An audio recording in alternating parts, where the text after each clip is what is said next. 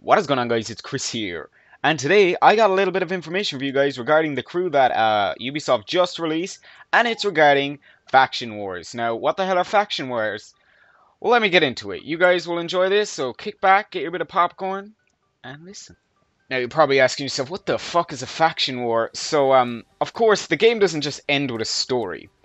Completing the story unlocks all kinds of goodies, including some platinum parts, which will help you in a big way in Faction Wars.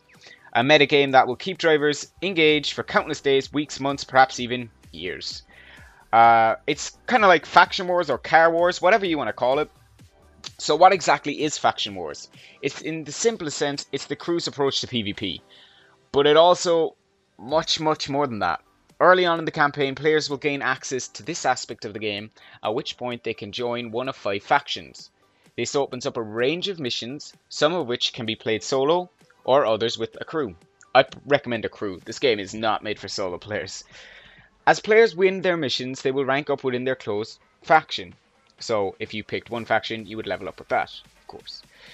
They will also earn more cash, which can be used to expand their garage and upgrade their vehicles. Now, that sounds to me like each faction might have its own perks to upgrade it. We'll have to see in the next PC beta.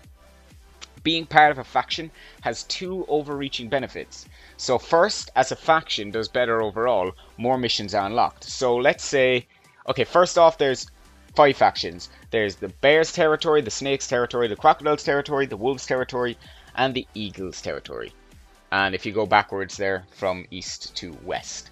So basically, if you're part of a faction with the most reputation points in your region at the end of the month, you'll receive additional rewards and access to exclusive content along with other members of your faction. So you could basically get carried by one dude who's fucking insane at the game, you know what I mean? The crew game will launch with 25 faction missions, with plans to add more every month. The missions will range from solo to 4 versus 4 PvP, so you can satisfy both your solitary and competitive urges. Drivers can also switch factions at any time with the first 3 weeks of a month. So you can only do this at once. You can't go from Eagles to Crocodiles back to Eagles. Be careful though, changing factions throughout the month will limit your individual reward, which is determined based on how much you contribute to your final faction at the end of the month.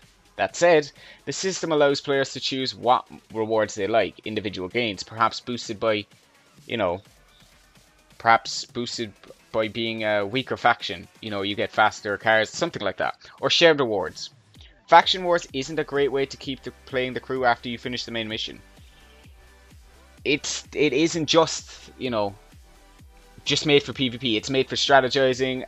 You couldn't really call it esports, but I could see this going pretty big.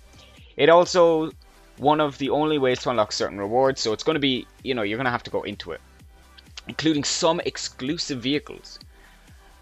And with plans for continued support, Faction Wars will be a source of new content to keep players racing down the road for years to come. So guys, I hope you liked that little rant I had. If you have any questions or concerns, please just throw them in the comments below. I'm more than happy to answer them. Thank you very much for sticking with us this past couple of weeks, trying to get back into YouTube, making content. If you're from the Elder Scrolls, we don't make Elder Scrolls anymore, so feel free to unsubscribe or stick around, it's your choice. But yeah guys, this has been Chris from Spartanjesters. I hope you have an amazing day, and I will see you on the road. Later!